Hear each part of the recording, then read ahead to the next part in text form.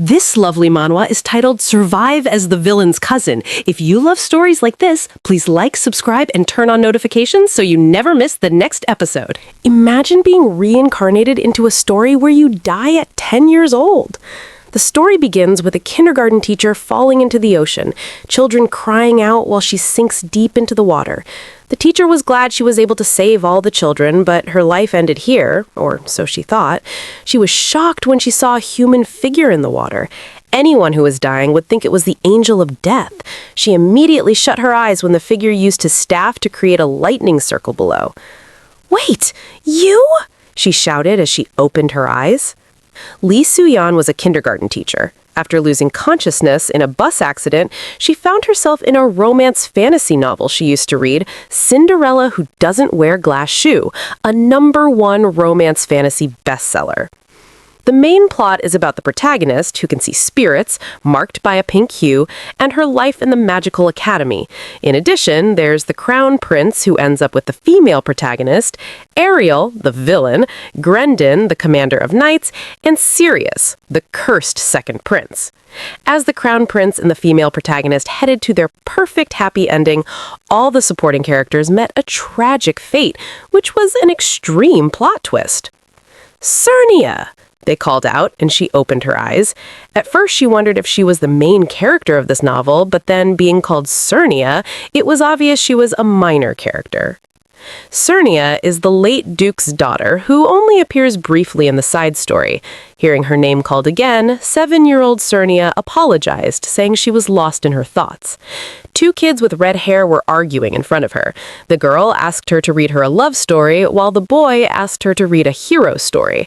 Before she knew it, the two began fighting again, and she sat in the middle, watching. After the late Duke and his wife died in an accident, his younger brother, the current Duke, inherited the house and took Sernia in, since she had become an orphan. These two kids fighting in front of her were her cousins, Ariel and Erial, and they were 5 years old. "Sernia!" they both shouted, asking what she thought. Having stubborn kids around can be a handful, and these two happened to be twins. Extra workload. Sernia thought to herself that even though they looked angelic now, these two would definitely become the greatest villains in this story. The kids looked at her, waiting for a decision, and instead of taking sides, she told them softly and sweetly that she was happy to be with them. They hugged her tightly, asking if she really meant it. Sernia held them close, and I must say, this was really cute. What no one saw coming was that Sernia was the one who made these two kids villains in this story. In the original story, Sernia was jealous of the twins. She claimed she loved them, but killed nannies regularly and literally traumatized the kids. Sernia ended her own life and cursed the two. Remembering this, Sernia thought to herself that she would not let the original happen. "Ariel!" Sernia called out, showing her a romance fantasy book and asking her to read it for them. Let's see. The Grown-Ups Affairs? Sernia said, and told Ariel they'd read it when they were older. Ariel became sad but agreed, saying she would do just like Sernia said. Sernia was relieved and thanked her for obeying. Ariel smiled, asking her to give her a kiss on the cheek. Sernia was surprised when Ariel grabbed her softly with a sad face, saying he wanted a kiss too. Sernia thought to herself she shouldn't spoil them, but who could refuse these adorable kids? She told them it would be a secret. Ariel and Arial kissed her on the cheeks excitedly, saying they'd keep it a secret, of course. Sernia was happy seeing them happy. She thought to herself that children need to be loved. She promised to stop them from becoming villains, even with her own life. With her experience teaching kindergarten, I'm sure she would treat them the way they deserved. Immediately, the door opened and the kids were startled. It was Duke Nermus Ardentine. "I can hear the noise all the way from outside the door," he said. The kids shrugged sadly, looking down. Nermus walked away, saying they must behave according to the family standards, and slammed the door. Did he just tell the kids not to laugh and have fun? Seriously? Sernia turned to Ariel, asking if she was okay, apologizing, saying they got scolded because of her. "Does father hate us?" she asked sadly. Sernia smiled, saying the Duke didn't hate them. Ariel added with a cold expression that their father didn't hate them, rather he just didn't care about them at all. The two kids looked so sad and bitter. Sernia called out to Ariel, but she turned away, wiping her tears, and said she was okay. Sernia held both their hands, telling her she would go talk with their father. The twins were surprised, asking why she wanted to do that. Sernia chuckled, thinking to herself that it was because she loved them. Walking through the hallway, she thought to herself that even though she loved the twins, they still needed the love of their parents. She promised to do whatever was necessary to stop the twins from becoming villains and to save herself too. Reaching the Duke's door, the butler stood there with a questioning expression. "Have you come to see the Duke, your ladyship?" he asked. Sernia stood there coldly, wondering what she should do now, suddenly feeling nervous. "Dane, can I see the Duke right now?" Sernia asked, saying she had something important to discuss with him. Dane nodded, saying he understood. This was actually the first time she would be meeting the Duke since entering the mansion. Watching the butler go to inform the Duke, she wondered what she would do if he refused her. "Young miss, I'll take you to the office," he said, allowing her in. As expected, the Duke was handling some documents when she entered. She thought to herself how the scratching sound of paper was so relaxing. The Duke had the Ardentine signature hair and eye color. In the original story, the twins' father was portrayed as cold as ice. "The Duke is so cute!" Now she knows where the kids got their looks from. The Duke continued writing and then spoke up, saying he heard she wanted to discuss something with him. Little Sernia stood right before his desk, hesitating, and said yes, nervously. She tried to tell herself to stay calm. After all, she was just 7 years old, and a little nonsense would be tolerated. Surely they wouldn't kick a child out. "Duke, Ariel and Erial are only 5 years old. They're at an age when they really need their parents' love. I understand you're really busy, but it would be nice if you could be with the children sometimes," Sernia shouted confidently. The Duke was surprised that she was suggesting he spend time with the children. Sernia added that at least tea time would do. Then she went silent, maintaining her composure, thinking to herself that asking the Duke to show love right away wouldn't work. The Duke remained silent, glancing at her without a word. He even stopped writing, looking at her with his hands joined. Sernia was confused. She wondered why he was just staring at her. At that moment, she thought she was definitely getting kicked out. "Did the twins make you do this? Did they ask to be loved?" he suddenly asked. Sernia replied that it wasn't that. They were just her thoughts on what was right. The Duke sighed, looking down. "They're children who will take over the Ardentine family in the future. I shouldn't pamper them." Sernia told him that he was right. The members of the Ardentine family should be strong, but if you raise the heirs too strictly, focusing only on punishment, they wouldn't grow up properly. Hearing this, the Duke went silent again. Her lady thought piteously to herself that she just wanted the children to live happily, because if they grew up the way they did in the original story, they would end up twisted. Finally, the Duke spoke. "You're saying the same thing Rowan said." Her lady thought to herself, Rowan was the name of Sernia's deceased mother. If her mother had said the same thing, then she really needed to push harder. "It's not just sweet words. Once a month, during tea time, the Duke can check the children's progress, praising them or giving advice," she said, adding that it would give the twins a chance to grow properly. The Duke asked little Sernia what her benefit would be if he followed her advice. Sernia was surprised. "Bro, she'll get to live and not die." She told him that the children would get to grow properly. The Duke asked again if she would be okay with that. At this point, he was confusing her, but instead of pushing further, he said he understood and would let Dane know. Sernia's face instantly lit up with a smile. She turned away immediately, saying she would take her leave. The Duke sat still, thinking to himself that her response clearly showed her benefit was that the twins would grow up properly. He smiled, saying she sounded just like her mother, Rowan. Sernia opened the door excitedly, calling out to the kids, only to be shocked by what she saw. The two were at each other's throats again, each blaming the other. "Why are you fighting again?" she yelled. They turned to her, holding each other's cheeks tightly. They quickly let go, both teary and sad. Immediately, they rushed over and hugged Sernia, admitting they were all wrong. They hugged her so tightly that she lost her balance, and all three fell to the ground. Sernia let out a tiny smile, asking what they were talking about. Ariel started crying. Even if we're not loved by Father, being loved by you is enough for me." Her lady told them sadly that she wasn't going anywhere and would always be by their side. "Were you afraid I'd get kicked out by the Duke?" she asked. The twins went silent, looking pitiful. Her lady reassured them that it was fine because the Duke wasn't as heartless as they thought. The twins looked at her in shock. She was saying their father wasn't cold-hearted? Sernia chuckled. "He's a tiny bit cold-hearted, but not as much as you think." "But from now on, you'll get to spend time with him once a month," Sernia informed them, leaving them surprised. "We get to spend time with Father once a month?" They turned to each other in shock. Seeing this, her lady couldn't help but laugh out loud at how surprised the twins were. "What should we play today?" she asked, trying to shift their thoughts away from everything else. Sernia got dressed and went out with the kids, proudly thinking to herself that she was one step away from dying like in the original story. The figure with the black robe and staff had been the last person she met before reincarnating here. Back then, she thought it was a dream. When she tried to speak, because she had so many things to say, she couldn't. She held her throat tightly, wondering why she couldn't speak. Before she could ask who the figure was, it struck its staff and lightning appeared. She immediately shut her eyes. That was how she ended up here. That day, Sernia woke up, stepped down from her bed wearing her shoes, and walked straight to the mirror. She thought to herself that in the original story, Sernia died at the age of 10, telling the twins that there was no one in the world who could actually love them. But now she was older than 10, and the good thing is, she was still alive. Sernia looked more beautiful after turning 16. She looked like a teenager and was more mature. During this time, the relationship between the Duke and the twins had improved, and the atmosphere in the Duke Ardentine household had changed for the better.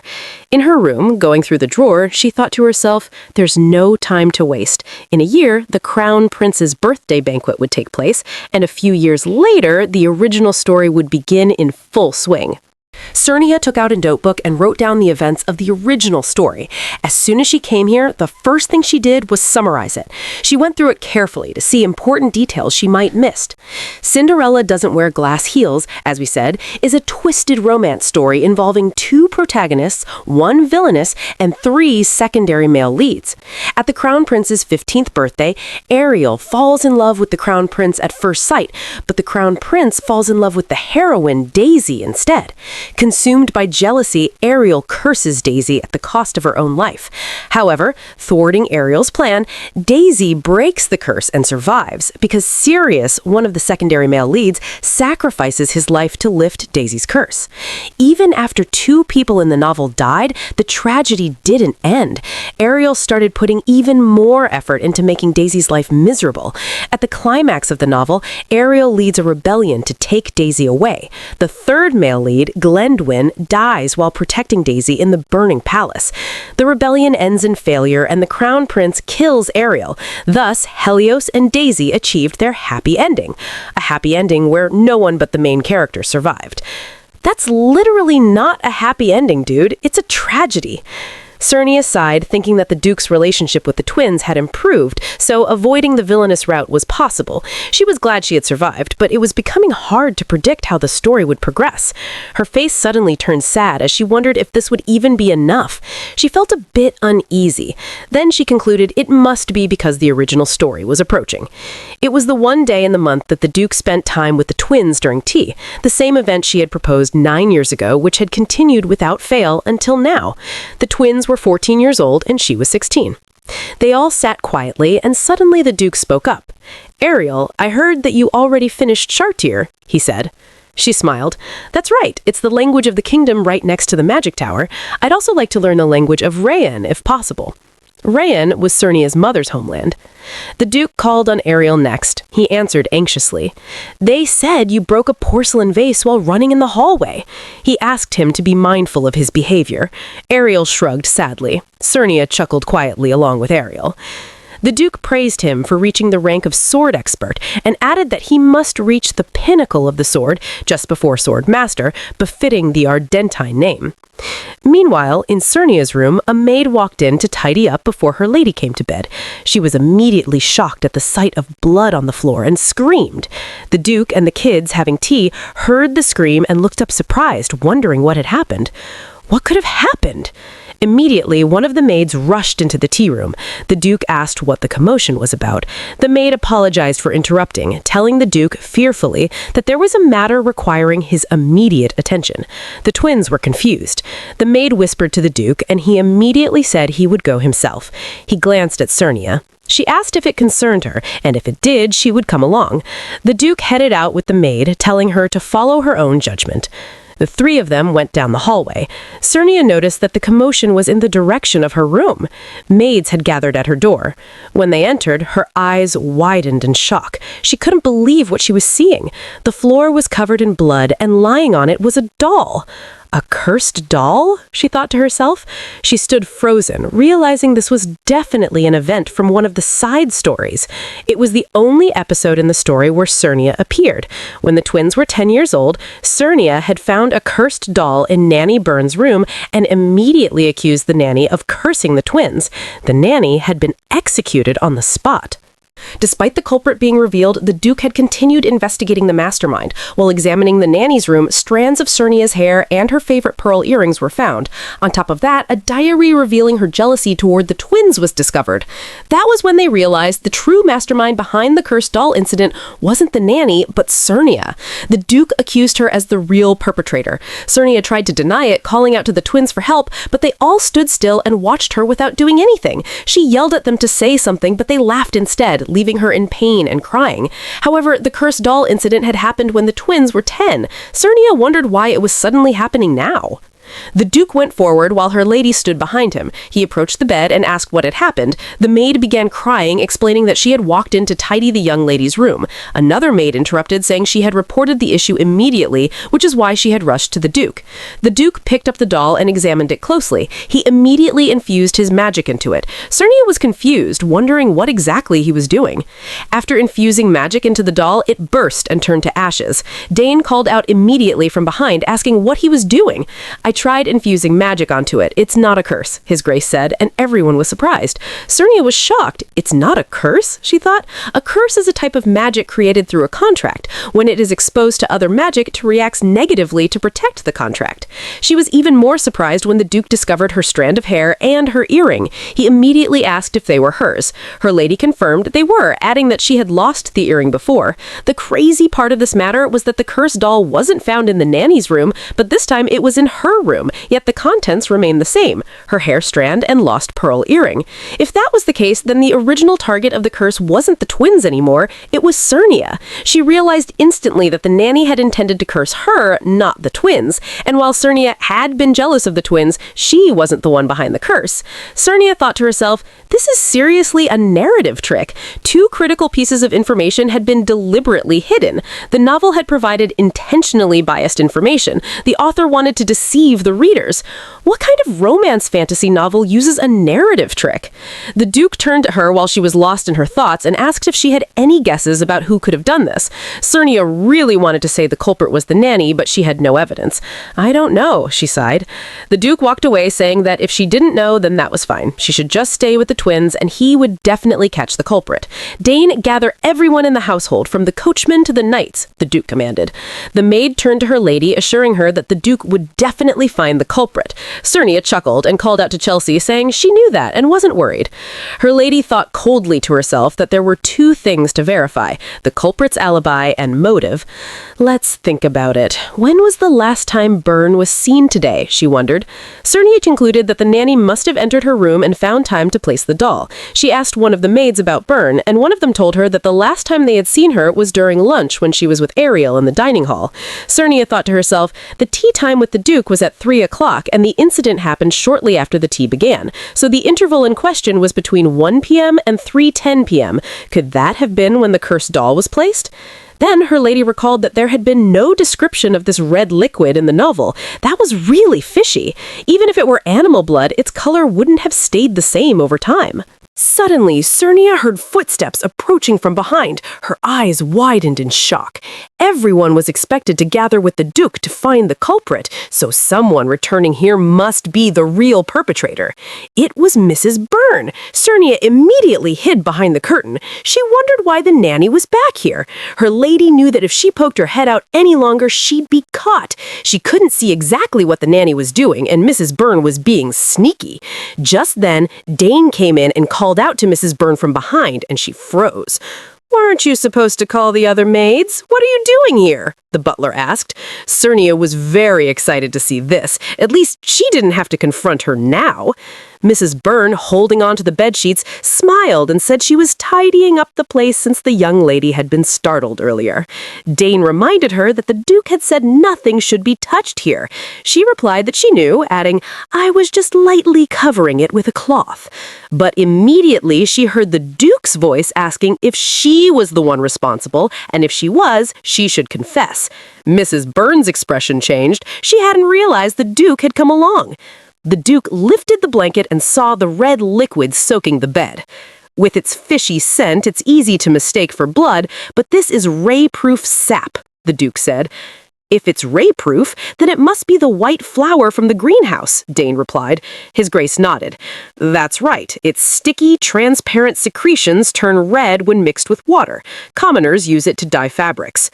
"This alone isn't enough to identify the culprit, but I noticed a mistake. Before that," the Duke said, turning toward the curtain where her lady was hiding. Sernia wondered what the Duke's mistake was and tried to stick her head out to hear, but the Duke immediately opened the curtain, startling her. "I told you to stay with the twins," His Grace said. She smiled. "I'm here because I wanted to help in some way." "Do you not trust me?"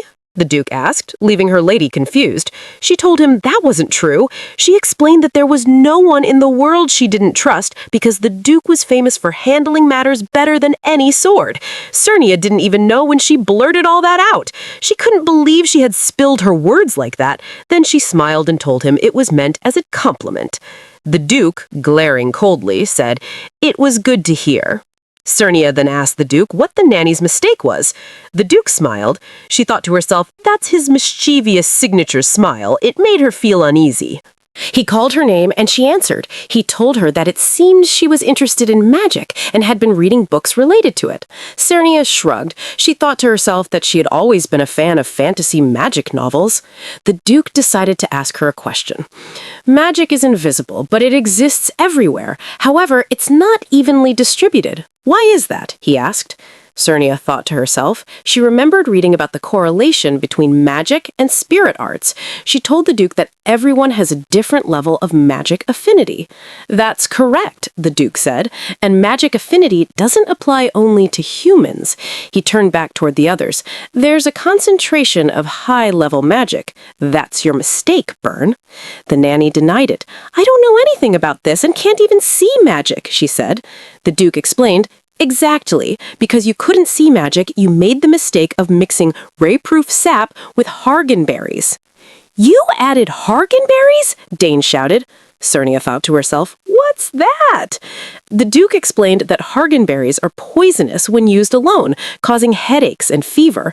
Mrs. Byrne had added them to recreate the smell of blood and poison Sernia with it. Sernia gasped, "But when hargenberries are mixed with ray-proof sap, they don't become poisonous, they turn into medicine," the Duke added, leaving Mrs. Byrne shocked. He explained that it was a magic power boost. Sernia was amazed by the fact that the Duke knew everything from curses to toxic and medicinal plants. "At this point, I'd believe it if someone said he's a magician instead of a sword master," she complimented. The Duke turned to her and said, "Shut up." She zipped her mouth, saying, "Yes, sir." Mrs. Byrne smiled mischievously, saying, "All this still doesn't prove that she's the culprit." "Madam, are you kidding me? Anyone could tell you're the culprit." The Duke asked her if she thought this was all the evidence he had. "You still don't understand why I gathered everyone together," he said confidently, telling her this was her last chance to confess for trying to harm a noble, which is a grave sin. "Woman, you better confess. I love this Duke already." The Duke turned away, asking her to confess quickly as her time was running out. His Grace opened the wardrobe and took out an apron alongside a glove. "You hid them hurriedly in the wardrobe because the maid cleaning the room arrived earlier than expected, the Duke said. But Byrne kept denying it, saying she knew nothing about it and that the apron had been stolen recently, so someone must have planted it to frame her. The Duke asked her if that was the only excuse she could make. At this point, Sernia could tell that there was more evidence and that Byrne needed to confess right now. She turned to the nanny, who was trembling so much in fear. Before they knew it, Mrs. Byrne went down on her knees, crying out and asking herself why on earth she had done it. "I followed exactly what the wizard told me, so why didn't it work?" she yelled. The Duke told her that curses require a price, and because she didn't offer any price, the curse didn't take effect. Mrs. Byrne cried out angrily, saying the wizard had told her that the liquid and the doll would serve as the price. The Duke glared at her. "You should be grateful to the wizard who taught you incorrectly. If you had paid a price for that curse, you would have ended up in the state of the doll." Why are they still conversing with this evil woman? She should be unalive already, don't you think? Mrs. Byrne gritted her teeth bitterly, realizing she had failed in her plans and also gotten caught. The Duke approached her and withdrew his sword coldly, but paused immediately when Sernia stepped in. Sernia blocked him, wondering if he was actually going to execute the nanny. She called out to the Duke worriedly, and he stood still. "What is it?" he asked. Her lady asked him to allow her to decide the punishment for the nanny. The Duke reminded her that cursing a noble is a grave crime. Sernia told him it was attempted, not successful. "Oh, my lady, I don't agree with you on this, because if this nanny hadn't made this mistake, she would have succeeded in cursing you." Sernia turned to Mrs. Byrne coldly, saying she wanted to hear her reason before punishing her. Mrs. Byrne trembled as she confessed that if her lady hadn't been there, her child would have taken her place.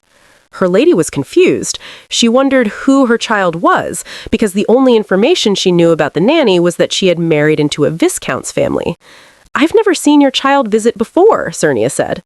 Mrs. Byrne explained that her child was sick, and she couldn't afford to rest or pay for the expensive medicine.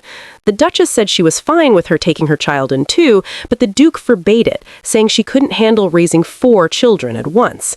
So, if Lady Sernia hadn't been here, she would have had the opportunity to raise her child here in the mansion.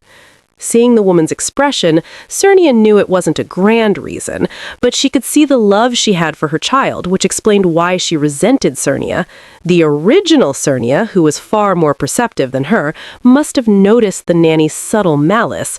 Perhaps that was why she searched the room beforehand and must have found the cursed doll before the curse was activated, and that is how the incident unfolded. Sernia asked Mrs. Byrne to stand up, thinking to herself that she just needed someone to blame for everything, just like the original Sernia, who envied the twins. Instead of executing the nanny, Sernia made the decision to dismiss her from her position. Mrs. Byrne was shocked. Her lady added that she would keep today's incident a secret, but she was banned from working for the household, so she must return to the Viscount's estate and never appear in social circles again. Sernia made this decision because she wanted her to go back home and take good care of her child. Mrs. Byrne was touched by this act and couldn't hold herself back from crying and apologizing to her lady. Dane was touched too and exclaimed that her lady had really grown so much. Sernia chuckled, thinking to herself that it wasn't like anyone was harmed. The Duke stood behind her quietly, arms folded. Sernia was glad that at least she learned a narrative trick. The original novel could not be trusted word for word. Other maids came in and began cleaning up the room. The Duke turned to her lady, saying her room would be sealed. Sernia was surprised, and the Duke told her he didn't even like the fact that her room was at the end of the hallway, so he had already planned to move her. Excitedly, she wished her room would be right next to the twins. The Duke looked away, saying that if there was any furniture she needed, she shouldn't hesitate to ask Byrne. Sernia told him that whatever she had was enough for her, and she kept staring at the Duke's frowning face. Her lady then decided to ask His Grace if there was more evidence that proved Mrs. Byrne was the culprit. The Duke sighed, saying Byrne had used something that magically enhanced medicine, not a curse, so the magic surrounding her had increased. "So you noticed at first glance?" she said in amazement. The Duke glanced at her softly and she smiled, thinking to herself that the incident with the doll had finally come to an end. Winter at the Duke's estate passed, and spring arrived. Unlike the original Sernia, who passed away at 12, our girl was still alive at 17 years old. Oh, wow, Sernia is really growing into a very beautiful young lady. Here, her lady thought to herself that surviving was good, but she was worried about an upcoming event from the original story, the Crown Prince's banquet. At this banquet, Ariel falls at first sight with Crown Prince Helios and becomes the villainess of Cinderella doesn't wear glass heels. Sernia was confused. She didn't know how to stop her favorite twin from falling in love with the prince at first sight. Recently, she had been consistently bad-mouthing the crown prince, and Ariel stood her ground saying she didn't like that crown prince either since her sister didn't like him. But you and I know that love is not something the mouth controls, but the heart. "I'm worried," Sernia lamented. Immediately, she overheard the twins calling out to her from behind. When she turned, they began questioning why she was late as they struggled with each other over who would reach her first. The twins told her how they listened carefully in class and couldn't wait for lessons to end so they could come and spend time with her. The two troublesome twins smiled happily, asking her to praise them. These twins haven't grown up at all. They're still so childish, and I love that. Sernia patted their heads cutely and affectionately, thinking to herself that they were 15 years old but still liked being praised. As if that wasn't enough, Ariel told Sernia not to get married and to stay with her forever. Ariel yelled at her to get lost, stating that Sernia would stay with him instead. Sernia tried to calm the situation as usual, saying they would all live together forever like they are now. Little did she know that Ariel didn't want that. Ariel told her openly that she didn't want to live together forever with her brother, but if Sernia said so, then she would try to tolerate him. At this point, I don't think these twins are ever getting along. Do all twins behave like this? Ariel yelled at Ariel, saying he didn't like her either, and if Sernia wasn't here, he wouldn't want to be with someone like her for even a second. Sernia couldn't watch this. She tried to remind them how precious family was and that they should treasure each other's existence. She smiled, telling them they were irreplaceable siblings. Hearing that, they stopped arguing and turned to her, calling her name softly. "You're my family too, and you're the most precious to me," Ariel said softly. Ariel added that they were connected by blood, too. Sernia thought to herself that wasn't what she meant, because it was obvious now that the twins thought she felt lonely since she had lost both her parents. Sernia held their hands, saying she had been worried and that they were the most precious to her. They were so pleased to hear her say that, and she couldn't help thinking to herself that they were just like puppies.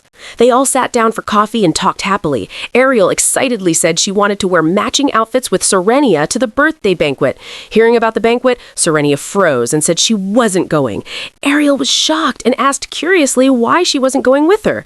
Serenia thought to herself that in the original story, even the real Serenia couldn't attend the banquet, and she couldn't tell her that. "Girl, that's enough reason why you should go. You aren't following the original anymore." Serenia told the twins that she was sick and had a cough. She immediately began coughing to suit the lie, asking both of them to go and have fun at the banquet. Ariel asked how she expected them to go have fun when she was sick. He concluded that he wasn't going either. Ariel added that she wasn't going as well. Immediately, the Duke walked in from behind, shouting, "No!" Serenia turned to the Duke, thinking to herself that he looked handsome today, too. If only they weren't related by blood. I wish she'd marry him and become the twins' stepmother because he's so cute. The Duke immediately announced that everyone must attend the banquet. Serenia complained about her sickness, and Ariel coldly told the Duke, while holding on to Serenia, that she wouldn't allow her to push herself to go when she was sick. The Duke immediately suggested calling a priest, and Serenia panicked, thinking to herself why he suggested a priest instead of a doctor. This Duke is so smart. He could tell she needed deliverance. Serenia smiled anxiously, saying she would be fine if she rested properly, begging in her mind for him to leave. The Duke told her to get proper rest and make sure to attend the banquet. At this moment, Serenia thought to herself that she had no other choice than to play her final card. Usually, a big party requires an invitation, even within the same family. Not everyone gets invited, and thankfully, she was one of the people who wasn't invited to this banquet. Actually, I didn't receive an invitation from the imperial family, she pointed out, leaving everyone shocked, including the Duke. Ariel said sadly that there was no need for Serenia to go to a party she wasn't invited to. Ariel angrily said that the imperial family didn't even deserve to see her. Watching how angry the twins were getting, Serenia knew this wasn't what she planned. She only didn't want to go. How dare they not send an invitation to my sister, Ariel gritted. Serenia waited for the Duke to make the final decision and tell her not to go, but instead he smiled and said it didn't matter because no one could stop the Ardentine family, so she should get ready and go with them. Oops, her plans just got ruined. As expected, she knew the Duke was the biggest problem. She forced a smile, thinking to herself that she was now being forced to attend the banquet. Wow, it's so pretty, the maids praised as soon as Serenia put on her banquet dress. I must say, her lady is looking like the star of the show. Serenia thought to herself that it felt like a wedding dress. Chelsea told her that the dress was prepared personally by the Duke, which surprised her. She imagined the Duke choosing it himself and couldn't help thinking it must be a joke. Chelsea told her she wasn't joking at all. The Duke personally chose the dress for her. Serenia's expression softened, and she thought to herself that she really needed to thank him later. Immediately, Ariel and Erial shouted from the door asking if they should come in now. Hearing that, Serenia smiled and told them to come in. They opened the door and rushed in, fully dressed as well. Serenia, you look so beautiful, Ariel shouted in amazement. Ariel immediately interrupted, saying Serenia had always been beautiful. Ariel glanced at him and said, That's true, but this is the first time seeing her in a ball dress like this. They both held her affectionately, saying she would definitely be the most beautiful person at the banquet. Serenia smiled and complimented them as well on how dazzling they both looked. Ariel smiled happily, saying she was glad Serenia thought she was pretty too. Sarnia told her softly that she had always been beautiful. Ariel immediately asked, What about me? Sarnia told him he was dashing as well. Just then, Dane stepped in and informed them that the carriage was ready. As she stepped out to enter the carriage, Sarnia thought to herself that she had always been anxious about attending this banquet, but it was obvious that fate had set it this way, and after all, she had cared for the twins with her whole heart, hoping it wouldn't end like the original story. While in the carriage, looking at the twins, she wondered if the plot in this life would actually go the same way as the original, and if the twins would still end up as villains. She wondered if her being alive would even become an obstacle for them in the future, which is why she had always avoided leaving the Duke's mansion. Today was the first time she was stepping outside. Upon arriving, the Duke helped her out, and she was amazed when she saw the grand entrance of the imperial palace. As soon as they entered, their arrival was announced, and everyone turned to watch. Her lady thought to herself anxiously that the attention was overwhelming. The Duke held her arm firmly, telling her to stand up straight because there was no one here she should fear. She couldn't believe that her trembling was that obvious. She smiled and said it was reassuring that he was with her. Just as the Duke was about to say something, suddenly the arrival of the Emperor and the Crown Prince was announced, and everyone bowed, including Sarnia and the Duke. His Majesty asked everyone to lift their heads. He smiled warmly, thanking everyone for coming to celebrate the Crown Prince's birthday. Seeing how chubby and short the Emperor was, Sarnia thought to herself that he looked like a principal. Standing beside him was a tall young man with silver hair and golden eyes. She thought to herself that he must be the Crown Prince. He was just as handsome as the book described. Helios glanced at Sarnia from the crowd, and his eyes widened in shock. His Majesty announced that the celebration should begin, and immediately Sarnia couldn't believe that her eyes had just met with the Crown Prince's. Suddenly, someone pushed Sarnia, and she almost fell. It was Ariel. Ariel told Sarnia to hide behind their father because it seems like the Crown Prince was looking for a dance partner since he didn't have a fiancé yet. Sarnia told her it wasn't possible for the Crown Prince to choose to dance with her when there were so many other beauties at the banquet. Ariel told her she should be worried because she was one of the beauties there. Immediately, Ariel appeared and asked Sarnia to dance with him. Ariel stepped in angrily, saying she would be the one to dance with Sarnia. Here goes the drama again. I can't believe they're literally fighting over who gets to dance with her. Sarnia tried to stop them from fighting because so many eyes were on them, but then the Duke suddenly said, "The Crown Prince has already chosen his dance partner." They all turned in shock. The Duke then asked her lady if she wanted to dance with the Crown Prince, but she immediately said no. "Then who will you dance with?" he asked. Sernia thought to herself that she needed to dance with someone safe, but the twins were looking so cutely. Who was she even supposed to pick now? Sernia smiled mischievously, turned to the Duke, grabbed his hand, and said she would dance with him instead. Obviously, she needed to choose the most powerful person in the room. Oh, my poor twins. They'll be so disappointed, and I doubt they'd agree to dance with each other. While dancing with the Duke, he told her to look only into his eyes and nowhere else. Her lady followed his command and looked at him the entire time. The Duke hesitated sadly as they danced. What could be bothering him? The dance went on and everyone moved with their partners. Just then, the Duke called out to her and she trembled, asking what was wrong. He looked straight into her eyes and asked how long she planned to keep calling him Duke. I thought about that too. It's so awkward and formal. Maybe call him Dad? Sernia was surprised. It was literally the first time she was seeing the Duke express his emotions. She asked if she should call him Uncle instead, but that felt weird too, though it was actually better than always calling him Duke. Just as she called him Uncle, she accidentally stepped on his foot while they danced. She quickly apologized, calling him Uncle again in panic. The Duke smiled, saying he was glad she had at least upgraded from calling him Duke. The song ended and they bowed. As they walked back, Sernia could tell the Duke was actually happy. At a corner, a girl with orange hair glared at Sernia, gritting her teeth angrily. Who's this? Our girl has already gained an enemy. This is bad.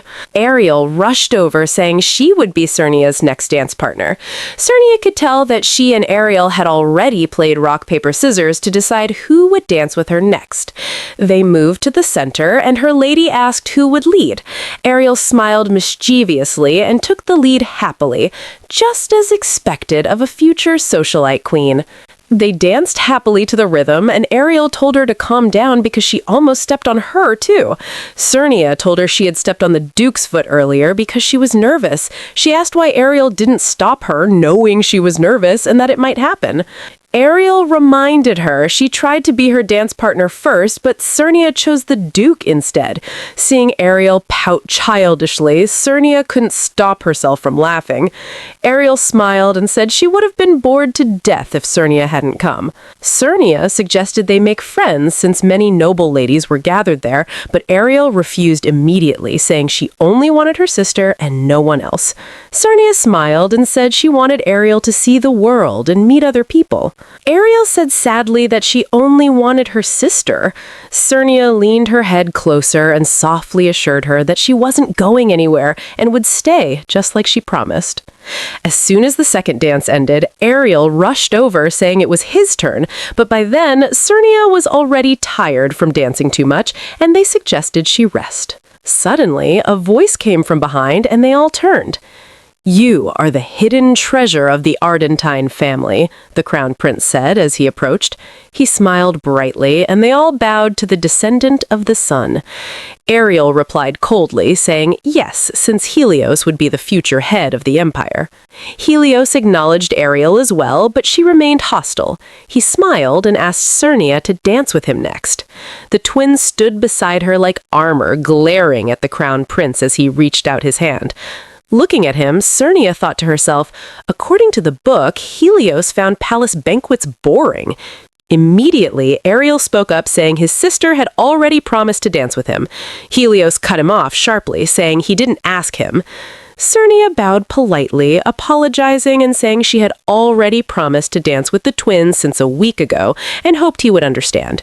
Then she left with Ariel, leaving Helios and Ariel behind. Sernia exhaled worriedly as they walked away, saying she was worried about Ariel. Ariel told her not to worry, saying he was sure his sister would find her way out. They parted ways from dancing since Sernia was already tired, and Ariel assured her the Crown Prince wouldn't notice.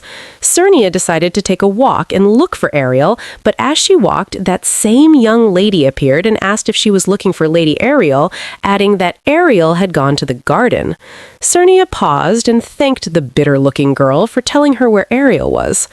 "I don't feel good about this." Stepping into the garden, the full moon shone brightly above. Sernia looked up with relief, thinking about how much time had passed. Hearing someone approach, she turned, happily, thinking it was Ariel. Instead, someone suddenly pushed her, and she fell straight into the pool. I knew this was a bad idea. It must be that girl earlier. But why is she doing this? Who could she be? Let's find out. Thanks for watching, and stay tuned for the next part. This is where this part of the story ends. If you love this story and you want us to continue, please comment the protagonist's name, Sernia.